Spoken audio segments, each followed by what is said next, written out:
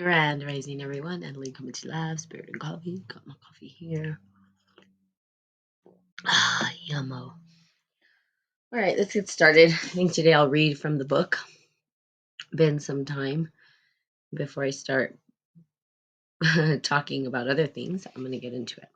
We're talking about separate the earth from fire, and we've been going over the elements of alchemy, which is kind of nice. And I think were we here? Yeah, we're here. Okay, in the Emerald Tablet, it tells us the inherent strength of the one thing is perfected if it is turned into earth. Yet the term the alchemists used to describe this ultimate exhilaration of matter was the very common name of salt. The last and moist important of the celestial or archetypal elements. The birth of common salt, sodium chloride, usually takes place from the union of fire and water and the heating and evaporating of seawater. Good morning, Christina. To the Egyptian alchemists, sodium symbolized the common principle in all salts and the formation of bodies in general. The chemical symbol for sodium is Na, so Na. I'll say na, na, na. It's from the Arabic word natron, for the white salts that accumulates on the dry lake beds. The world's oldest known deposits are in Egypt, where it was used to embalm mummies. Furthermore, the reabsorption of salt crystals to become part of the body of water is symbolic of the assumption of the individual soul into the one thing, the individual mind into the one mind. For the alchemists of all eras, salt carried profound symbolic meaning, and it was ultimately the most important of all the celestial elements. um, Salt. So, and as you know, it's kind of cool when you think about the human body because we're like a walking ocean. When you think about it, we are an ocean, and that's why our bodies are. It's so critical. There's nothing more important than your health and how you take care of your body, because it is the one vessel that has been given to us, and because nobody has created the elixir of immortality, we are mortal and we decay. And I don't even know that I'd want to drink that elixir. I don't know how many of you would want to live forever and ever, especially with the way the world's going at this point. Um, but I mean, it'd be nice to maybe extend your life a little or to kind of go into your elder years feeling great and fantastic. We know that our pH levels are important in the body. And sodium is a part of that, right? Sodium is in the body. We're like a walking ocean, but we also need water. So we need both within it. So for the alchemist, sodium was really important. Also, when you think about the salt trades and all that kind of stuff, we use it in our spices and all that stuff. So it's almost like gold for us. And in fact, when you think about it, and this is kind of what I think in terms of alchemy. Alchemy, see, people have the idea that alchemy is just about gold. It's not. In fact, it didn't even start off that way. It wasn't about gold. It wasn't about they turned it that way. Really, it's the transcendence of the soul into pure light. How do we become pure light? How do we purify our bodies so that we have these deep conversations with the divine, that we connect with the divine? Everybody has the ability to do that. And all these sages throughout history were saying that. Well, we look within and we can feel our bodies. Our body is the vessel that connects to the gold, to the divine. So we're not really looking for material gold. Material gold, really, what is it for? We can actually live without gold in our life. Now, it's good for technology, right? So they're like, well, it does this and that. That's fine. We use more salt than we do gold, and we need water more than we need gold. So you see, we'll survive. It's not like we won't be able to breathe if there's no gold. We need oxygen for that.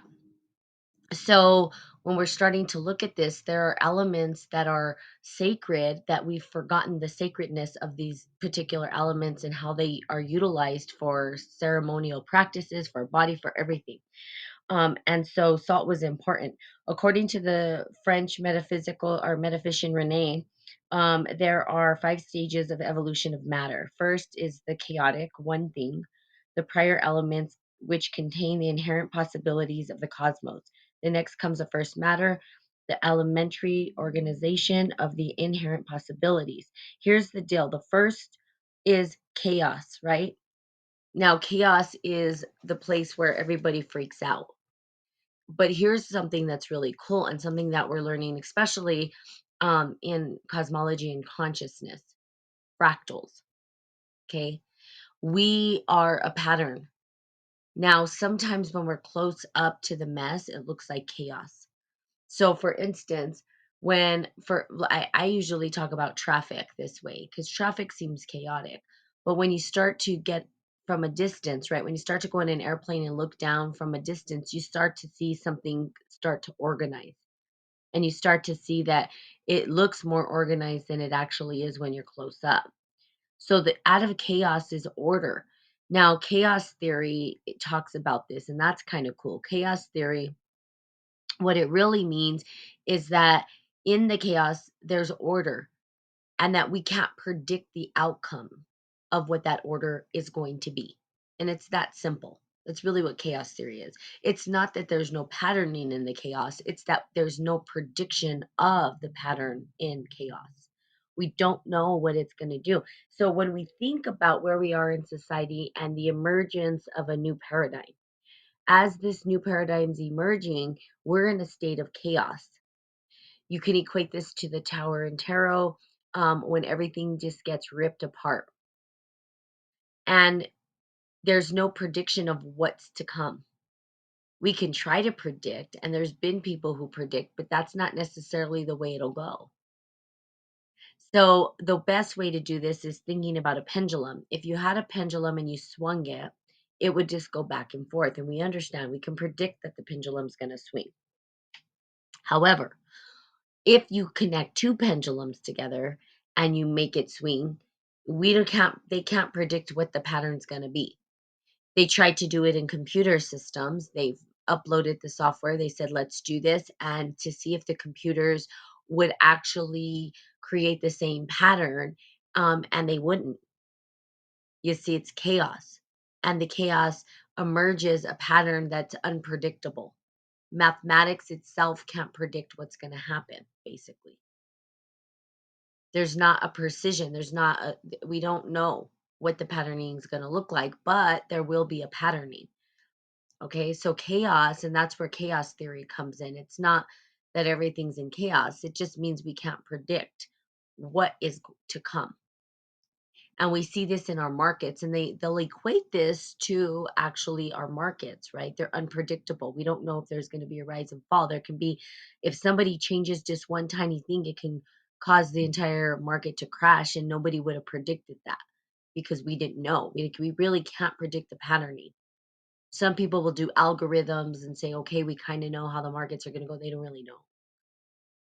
They might be able to kind of predict how the markets are going to go, but it's because it's chaos theory. They can't predict 100% with precision, and mathematics cannot, with 100% precision, do it. Good morning, Lurak. So when we talk about chaos theory, that's really what it is. It's just means we can't predict the pattern. However, in chaos, a pattern does emerge, and the patterning that emerges, we can call it fractal patterning, which is kind of cool.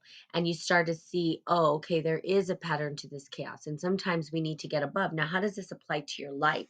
Because yes, it's great to talk about it, in concept, right? And conceptualize it and say, yeah, that makes sense.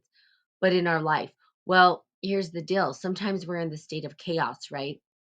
In our minds, in maybe our homes or in our relationships. And sometimes we need to step away and look above it to recognize the patterns. If you can recognize the pattern within your own life, then you can actually shift the pattern for yourself. Not for everybody else, but for you.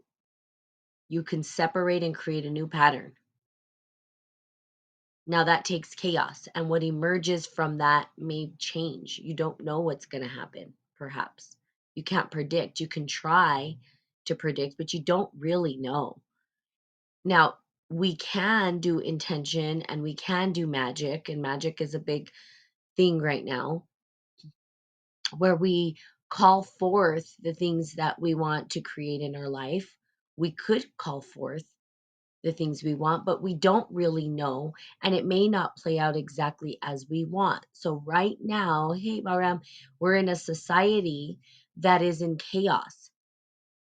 And nobody, and here's the thing with chaos is people are so stuck in it that they don't get above it so that they can see what patterns are happening. How did the patterns emerge and what's emerging from the chaos? No one can truly predict it. People will try to, and people will analyze it and try to figure out the patterning, but right now nobody knows. That's and there's no way to predict it. And that's kind of good in a way. It's good. Why? Because if we can predict outcomes all the time, we tend to run amok and cause a bunch of not chaos, but a bunch of mess in humanity. We ourselves, when we have this information, run amok and kind of ruin things. Humans do that. I'm laughing. It's funny, not so funny. We're self-sabotagers. And then we go and sabotage other things, like other creatures and animals and all that stuff. And so we think we're so civilized when really we're crazy. Humans are crazy. So when we're looking at the chaos, and so we're understanding the chaos, so that's the first thing, is that chaos will arise. And we see that when the foundations start to crumble, and we're living that right now. We're actually living the story of alchemy at a macrocosm and microcosm level. It's happening at the bigger picture and the smaller picture, and the patterning is shifting and deconstructing, but we don't really know what the pattern is yet, and it could take years. When they put something into play, let's just say this: when we talk about secret societies, secret orders, all that kind of stuff, when they put something into play, they knew that it would take at least 200 years for things to start to move. They weren't planning for the immediate future, they were planning for the long-term future, years to come. They wouldn't even be alive, but they were setting in motion something that they thought could actually result in what they wanted or what they were trying to do. So the storylines get played out that way. However, now we're in a state where nobody knows. Nobody knows. And so we're trying to make sense of it. We're trying to find the order in the chaos. And we need to rise above. And this is where I believe we can actually start to shift and see the patterns and start to recreate a new narrative, is looking above the storyline, looking above the chaos, starting to rise above, like in the plane. When we're in traffic, it's chaotic. When we're outside and we're flying above, it looks like it's organized ants flying, moving everywhere. We need to rise above it, okay, to understand what's happening. Now, let's see here. Okay, so we have the chaos, and then we also have the next, which is the first matter, the elementary organization of the inherent possibilities. They saw as equivalent to the human unconscious or the instinctual mind. Third is Mercury, the first purification, which releases feelings and imagination as the female mental component dominates. Okay, here's a big thing: the female dominates. Now we know that, and this is not man and woman, but the matriarch, or we call it the sacred feminine, um, that we have taken that out of the storyline, and that's being reintroduced. And it's really hard because the imagination's been totally taken away from humanity. Don't imagine, just do what I tell you to do. You see, live in my imagination. Let me feed you the spoon of what I'm telling you to believe, rather than saying, oh, I have my own imagination. I can create, I can connect to the divine. You see, so people will spoon feed you this. Now, what's happened with that creativity is that people don't really know how to tap into it. Now we see, and even in art itself, so I'm not talking about just creativity like in dance and art and music, because dance, art, and music is still under the guise of an old paradigm. People may not know this, but art itself is connected to the different paradigms and mindsets that we have. In fact, it kind of instructs what's going to happen next, the next patterning. When we came up with the mechanistic worldview, artists were drawing from that state of mind. So when I say imagination, I'm talking about us being able to imagine new structures and systems, right? Which is an expansion of the collective consciousness. That takes us being able to go into our unconscious mind where the imagination exists, which is the void, the dark hole, and even perhaps dark matter. See, they don't know dark matter. You go ask the scientists about dark matter, they don't have a damn clue about it. And guess what? There's more dark matter than there is light. And we don't even know anything about it. It's like the oceans. They don't know what's down in the deep dark. I have my own theories about what dark matter is. It's the creative potential that just needs light to be shine on it. The patterning's already there. It's already a potential. It just needs light to be shown on it so that you can see its magnificence. In other words, the darkness is magnificent. Now, we've been told to be afraid of the darkness and that there's creepy crawlers and that it's evil and whatever the hell. Why? Well, that's part of the imagination. Stay away from that because you can't imagine anything. You have to just do what we tell you to do. We've created the story. We've created the narrative. We created the dialogue. We've created the magic, and you have to follow what we say, basically. Do you see? So we are under the magic. Now we can't get around it until we rise above it. And most people don't know how to do that. They haven't been trained to do that. People like myself are self taught. I don't even, for me, I won't even trust somebody to guide me through something like this. So you have the power to guide yourself through it as well.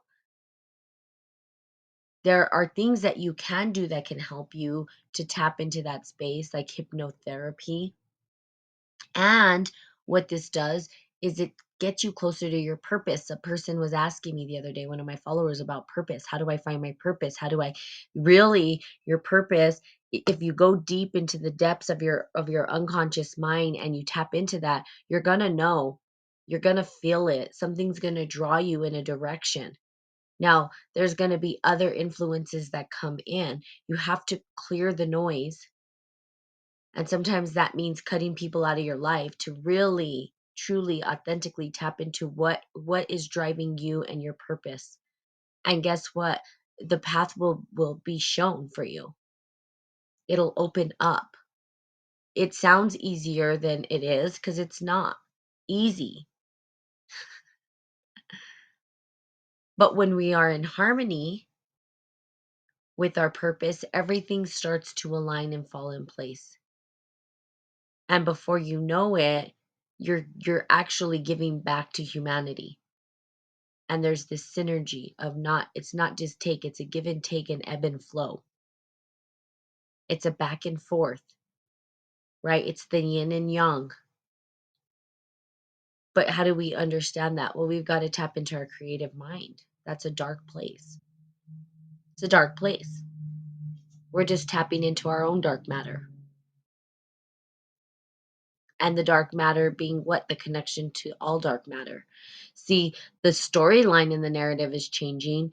I was talking to my professor about dark matter, and I asked, and I said, and I told you guys, how we see it visually. The one guy in my class said, "Oh, what it reminds me of is a typewriter where you have a blank white page, and then you tap and the letters, and you start to create." And I said, I don't see it that way. Just the opposite. It's the black space is the canvas, not the white. And the light illuminates what's in that dark space. So the beauty is there. It just needs to be illuminated. But we think the darkness is evil, and if we illuminate it, it's going to be evil. Now, I'm not saying that there's not creepy colors and all that, and that we don't need that. Yeah, sometimes there is. That's part of it. But it's not because of the darkness. The darkness holds the potential for everything, the creative potential. I'm talking about dark matter. They are trying to talk about dark matter. They don't understand dark matter. And from a alchemic perspective, if I applied the alchemy to it, I would say that dark matter, um, and I love it. Somebody did kind of say this is actually um, kind and gentle. It holds everything in place the way it's supposed to be. Without it, we would just be falling. It holds the threads of it just hold us in place somehow. Kind of cool when you think about it. So, and it is where the creative potential exists, and that's what we need is creativity. We need people to start being creative about this, and we'll see that the patterns as they arise, it's going to be the creative mind. And we see pockets of this happening, and I can say pretty excited about there's programs out there. Guys know that I'm going to head into my PhD eventually, and there's programs where consciousness is starting to arise, and equity and liberation and all these words are starting to come into academia. Words and ways of thinking that were not allowed before in academia. Very scientific based, but they're having dialogues that we can no longer think this way. And they're recognizing that if we don't honor that and we don't open up the space for new ways of thinking, we're really there's issues happening in the earth, in the world, that I don't think too many people are really paying attention to at all. They're just not. And so we are looking at that and I'm saying, wow, I'm seeing these pockets and just kind of show up where even in academia, they're saying, hey, this program, you don't have to come under somebody else's research. We're asking for you to be innovative in your thought process. That's not necessarily what academics ask you to do. I've been part of the academic world for quite some time, and it was a playbook. It was structured a certain way. They didn't really let you think for yourself. You had to go under the research of somebody else, and if you wanted tenure, you had to, publish papers that they wanted you to publish, and the whole thing was a scheme. In my opinion, is why I didn't go. And I'm very picky about what I'm going to do with my next steps. I'm interviewing them now because I'm not just going to go to a place because it's a prestigious school and I don't give a shit. Like, honestly, I want to study what I want to study and not be told or dictated to that I have to do it this way or that way. We see that this is rising, and here's the excitement that I want to just put out there. There is this small window of space where alchemy is having its opportunity to re-arise into the dialogue, which is awesome because they don't know what to do. They don't know where to go. And alchemy is the way. So when we look at alchemy, alchemy will start, you're going to see it more and more in the dialogues. Alchemy is going to start popping up left and right, right? Everybody's like, oh, I read The Alchemist. Okay, that's not what I'm talking about. The Alchemist is a good book, but that's not alchemy. That's a story of alchemy. Their alchemy itself coming from ancient Egypt, right? Way, way, way back where we talk about alchemy.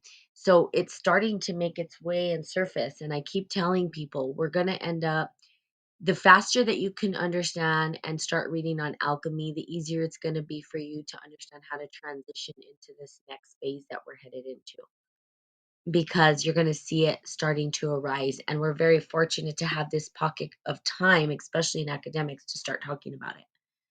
Doesn't make its way into academics very often. And in fact, people were afraid to even bring up alchemy back in the day.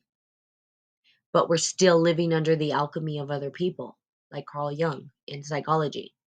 He was an alchemist. Okay. And you'll hear and you'll read some of his papers that talked about alchemy. And everybody else. I've named so many people who've used alchemy. They wouldn't outright say it, but that's what they were doing. They were applying alchemy to their work, just like what I'm going to be doing. And the ones that know how to do it properly can have an impact and a positive influence on the next stages of our existence. And it can rebalance the scales. That doesn't mean people aren't going to bastardize it. They're going to regardless.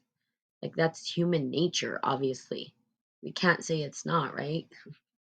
Let's just look at reality and let's look at the past. People have done crazy shit and they continue to. So humanity will teeter back and forth, but we do have the opportunity and a short window to course correct and rebalance the beams. But we shall see, because I believe that there's and I forget which species it is going to actually be extinct pretty soon. And we don't know how that's going to change the ecosystem on the planet. A mass extinction. Now, people think mass extinction is about a mass humans dying. That's not the, no. I'm talking about mass extinction means a whole entire a bunch of species dying at the same time, which hasn't happened since the dinosaurs. So we ourselves are in kind of in that state where we've got to start figuring out what's the next phase and how do we work through it. It's going to take creative potential. It's going to take everybody, not just one or two people. It's going to take all of us coming together and really, really, really doing the work that needs to be done. What is your piece? How are you going to add to the dialogue? And how are we going to shift the mindset and start living differently? Really hard. It's a hard one. I don't know if we will do it in time. And I don't even know if it's past time. I don't know. We don't know. It's kind of, we scientists don't even know, and nobody knows really. Nobody. And if someone says they do know, I'm gonna say no, you don't. You know why? Because we're in chaos. And chaos doesn't know. Chaos is unpredictable. We can't predict it. We can try to predict it, but we can't. And that's okay. That's part of alchemy too, is the unknown. But we have an opportunity to step in and support and go through the process and start to recognize and maybe get a hint about what the next patterning is going to be in our consciousness and in the way that we engage in the world. But nobody knows. Nobody knows. We're in chaos right now. We know we're in chaos. People can predict that. Yep, everything's falling down. Yep, everybody's going crazy. We don't even have to get into details. We can just put it very simple. Shit's blowing up. People are acting crazy, controls slipping from the hands of very few, and they don't know what to do and they're acting out. I mean, it's that simple. We don't have to go into who, names, and all that. That's just basic human behavior. I can't control, I don't have power. What? No, you don't, because guess what? There's something greater at play, and chaos theory and chaos itself is at play. And chaos, you can't determine what's going to happen in chaos. So you can't control it. Sorry. Whoops. You thought you had dominion over everything. You don't. Whoops. You forgot to honor that there's something even more powerful at play. Whoops. People playing God, right? Over and over again, pretending that they can control it all. You can't. See what happens? Systems fall. I mean, it's predictable in that we know it's gonna fall, right? Like you could predict that. That's simple. It's like, oh yeah, here we go. Society's headed like what like Rome. I mean, we see it. Pattern's already been set in place. And we're just redoing it over and over again. Till eventually what? We kill ourselves completely and we're extinct. I mean, who knows? And who knows? Or maybe there's another version of human being prior to this and they haven't found the bones or they have and they don't want to tell us. I don't know. Humanity could just keep going over and over again and then new things arise and then they, you know, kill off things and just the pattern goes on and on and on and on. It's not ever ending here. That's maybe what, people say karma or whatever, or not karma, reincarnation, that it's just the same patterns over and over and over and over and over and over and over. Maybe a little different, but we keep doing the same shit. And then you have people who are like, stop doing it. Let's do something different. And then, yeah, we kind of go to the wayside. And like, yeah, no. Or you have the people that are there, save the water, right? And they're like, nah, probably not. I don't think I want to do that. I mean, when you put it in terms like that, it's like, wow, what?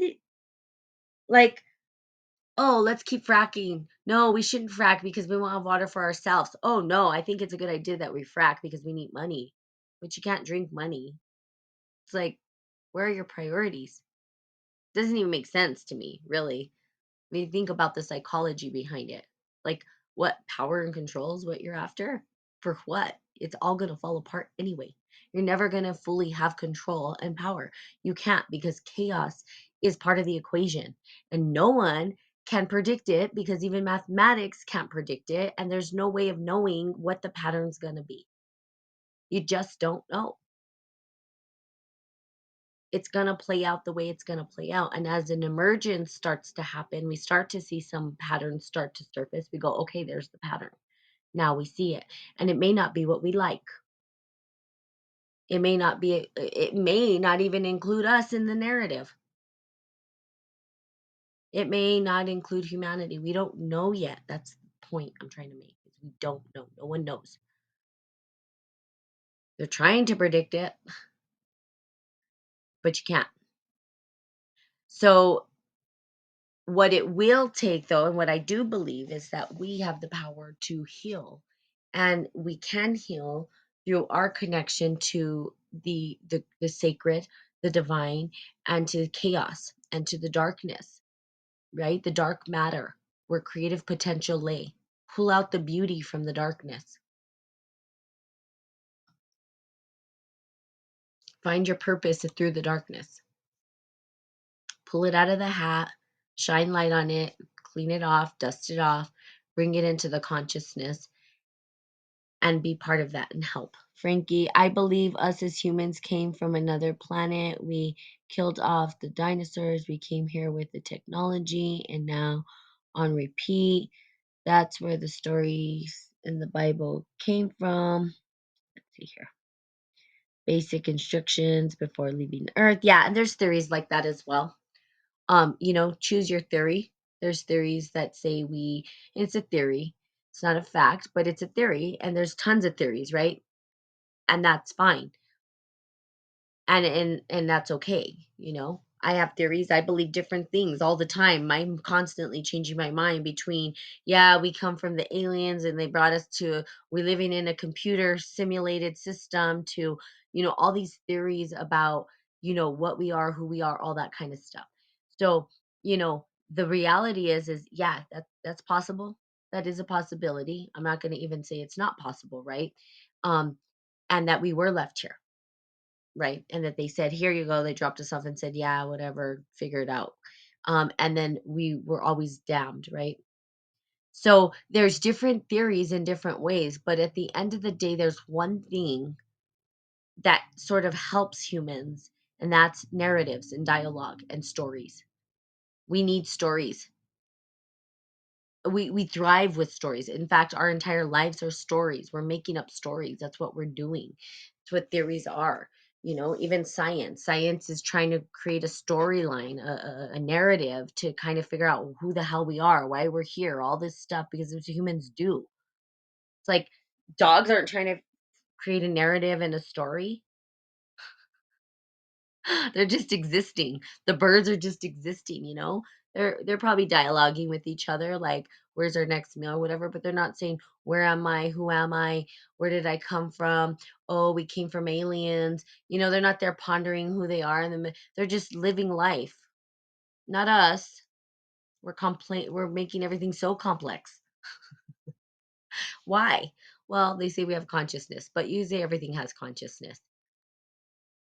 And I would say is that we have self-awareness.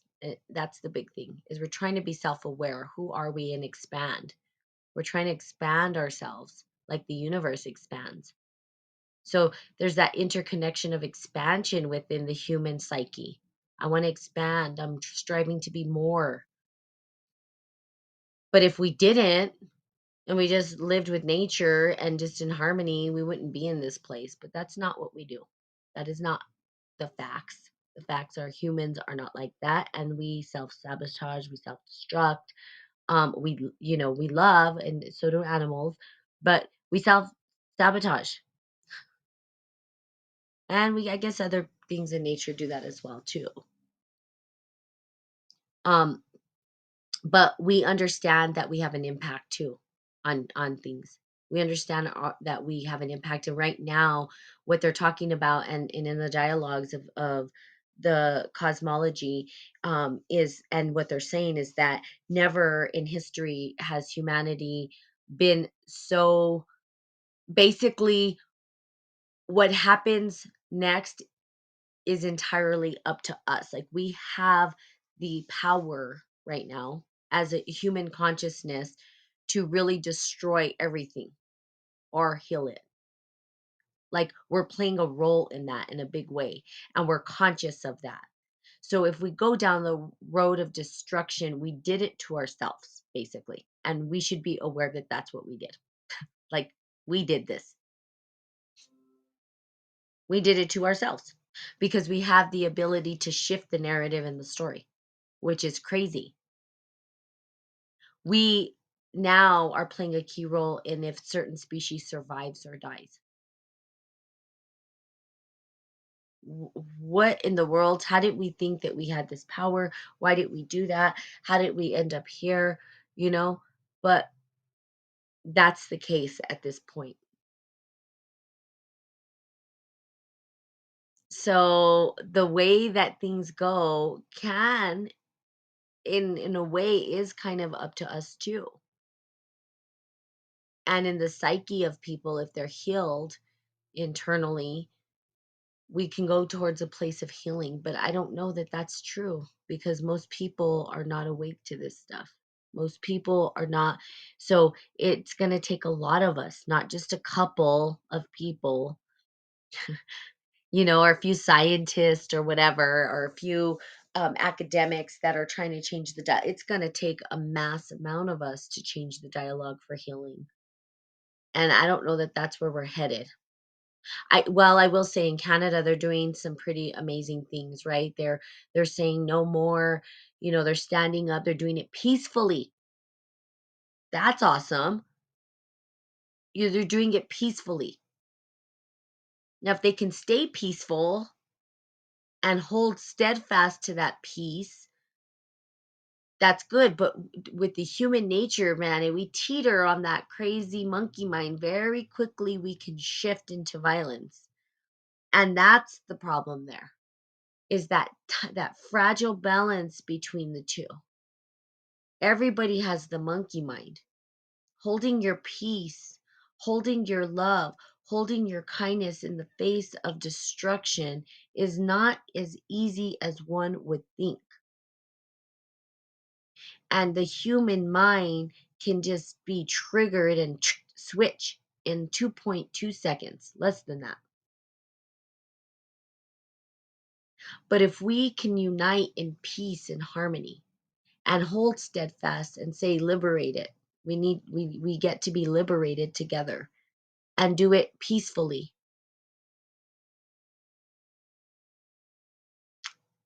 you know, then we can make a difference. But the way that I see humanity constantly playing out, it doesn't typically go that way. I hold hope for humanity, though.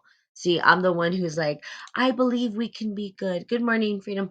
I believe that we can do good things. I believe, that's me. I hold the hope that there's good in people. That's what I do. I hold space for that. Even the darkest of the dark, I hold space. I have seen it. I have seen, in fact, in my podcast, when I first started 3 years ago, 2 years, probably 4 years ago, 3 years ago, whenever, when I first started, was getting all of this dark energy was showing up, and waves of dark and trolls and saying all this stuff, right? And I was like, they were trying to trigger me because that's what they do. They try to trigger you, they try to get you mad, but I wasn't mad. Why would I be mad at them? And I started to talk to them, really see them for who they are, and vulnerable enough to cry and say, you know what, you're loved regardless. And you know what? I had people afterwards that were like, I was in a very dark place and thank you. Like, I'm sorry for what they apologized to me, because there's that spark in them. It's like the yin yang. People say, well, there's pure. I don't think there's anything so pure. There's always that spark of light in an individual. There's always, and then there's that spark of darkness in the ones that are light. So for us to heal the planet, the light has to, the light workers and the individuals that are here to live in peace and harmony have to hold steadfast. They have to hold that. And what does that mean? That means if they get slapped, if they get spit at, that they hold their peace. Because what does the monkey mind want us to do? Get angry, fight. Healing the planet isn't going to happen that way. How many people can hold that peace in the face of destruction? Not easy, you see? And we play it out over and over again. And that's why we're kind of in this dark, dense world playing out the same shit over and over again. Because I don't know that there's a way out here, per se, for all of humanity. You have to be 100% committed. We had Gandhi who did it, right? He said, look, we could do this. I mean, he was a prime example of how you can end a war peacefully. And you think anybody else has done it since? No. We'll say Jesus Christ, the story of Jesus Christ. He too, right? Okay, so Jesus Christ did it too. He said, okay, go ahead, nail me. I'm not going to fight you. I'm not going to let the monkey mind take over. I'm going to hold steadfast because I understand that the sickness, and he says, forgive them for they know not what they do. That's what he was saying. They don't recognize that they're repeating the same patterns over and over again. He's trying to teach them a whole new way, and they're mad at him for it. People are mad at people for trying to be good human beings. Like, what? Does that even make sense? No, we're not here to make sense of it. We're here to hold it. And if you hold it, look at what happens when you hold it. People switch and they go, "What the hell did we just do?" They wake up. There's that moment of going, why did we kill this person? But if you fight back, now they can justify it. Oh, well, did you see? They're crazy. We could totally justify killing them. Did you see what they did? That's the way they act. But when you're truly at peace and you're attacked and you're truly at peace and you just let it go and you understand that it's all of their all of that, I don't want to say darkness, all of that resentment and anger and frustration in them. And you say, forgive them for they know not what they do. All of that power driven things that they want. And you say, you know what? I love you anyway. Do what you got to do. I forgive you. I've been in the face of serial killers. I've been in the face of people who are crazy. I've been in the face of people who, and I don't even want to say crazy. They didn't know. And they've looked at me and they've said, go. Because there was that peace there, even if it was for the slightest second where the light came in. Go. Why? Because really, at the end of the day, love is what we need, love is what we're seeking. And when we feel like we don't have it and it's sucked from us, we turn into this weird, crazy thing. But that's not really who we are. I believe I have that hope for humanity. Can we get there? It's going to take a lot of us. If Canada can hold it up, hurt people hurt people. Misery loves company. They don't know better. Yeah, hurt people hurt people. And if we can love them anyway and say, you know what? You matter. You matter. You're worthy. Everybody starts from somewhere. And when we come into the world, right, and we're looking at the world, we're this new creative potential. And each one of us has the light in the dark. Now, the dark not being so scary, people want to fear the dark. And we talked about why that's not scary. It could be beautiful. People hold on to that darkness though, and then it starts to corrode. You got to move the light and the dark.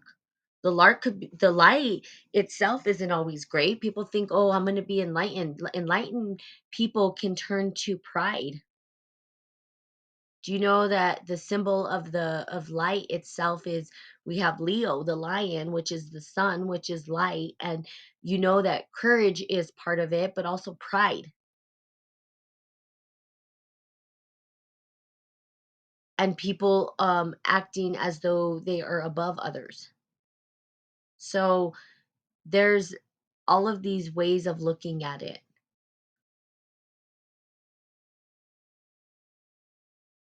Some people who've gone through darkness are some of the most amazing people when they come out on the other end. We have this historical accounts over and over again. So for us as humans and humanity, again, it is going to take all of us to remember our light and hold it, to remember our peace and hold it, to remember, I'm going to put darkness in there. Remember that the darkness within us is our creative potential of beauty, not of something scary. There's something beautiful in there. To tap into that and illuminate it, show the world. So it's going to take a lot, basically. So I really, really, really am holding that we can do this. Let's hope that Canada can hold it without violence. But they switch to violence and everything's going to go downhill. It's not going to work. You've got to hold the peace. No matter what they do, even if they shot somebody in front of you. Not easy, right? It's the harder way. The easier way is just to go into the monkey mind and start acting crazy, right? And be like, I don't care, punching people and losing it. And then guess what? You've lost it. Hard. We're on the teeter of that. But we can do it. I believe in humanity. I hold hope. They should have named me Hope and Faith. My first name Hope, second middle name Faith. Hope Faith is what I should have been called, named. Because I believe in people. I have hope. Okay, when you go through the dark, you make it out. You have a higher level of compassion. Amen. Yes, that's true. You start to recognize the people that are, and I don't like to, it's hard for me to just keep saying light and dark because people equate darkness with bad, and it's not. Um, when we go through a challenging experience and we come out on the other end, we expand our consciousness, and then we can relate to others and say, oh my God, their mindset must be ridden with pain. if they can treat people like that, they're ridden with pain. Something inside of them doesn't feel like they're enough or they're worthy. And then we start to have compassion for ourselves and others in that space. Absolutely. Okay. All right. So there you go. I went on kind of long. Um, but super, thank you guys so much for hanging in there. I know that we can do this. I highly just encourage you take a look at what Canada's doing. If y'all have information, send it to me. I don't really follow stuff. My friend's the one who's been telling me what's going on out there, and you know, just let's hold the space of love and kindness and compassion for those people in Canada, that they hold it. If you guys have friends out there, tell them hold the peace, hold the love. We're sending you love and good vibes. We know that that's not an easy space to be. We can see that Australia might end up in that position eventually. We don't know what's going to happen, but if we create this and cultivate this pattern of love and harmony in the face of destruction and things trying to be taken from us, like our right to choose, right? As human beings, we have a right to choose. Like, we don't tell the birds that they can't fly. Well, I guess we have kind of trying to do that and put them in zoos and weird stuff. But we don't tell all the birds out there, hey, yo, you can't fly. We have choice at the end of the day. And that should never be taken from somebody. We have a choice. So that's really what this is about anyway, is the choice, our ability to choose for ourselves. We're adults. We can make a choice. We're not dumb. We're competent. If I want to fly today, I'm going to fly. If I don't want to fly, I ain't going to fly. And it's my choice. Simple. Okay. All right. So there you have it. I love you guys so, so, so, so, so, so much. And I will be seeing you all tomorrow. Bye.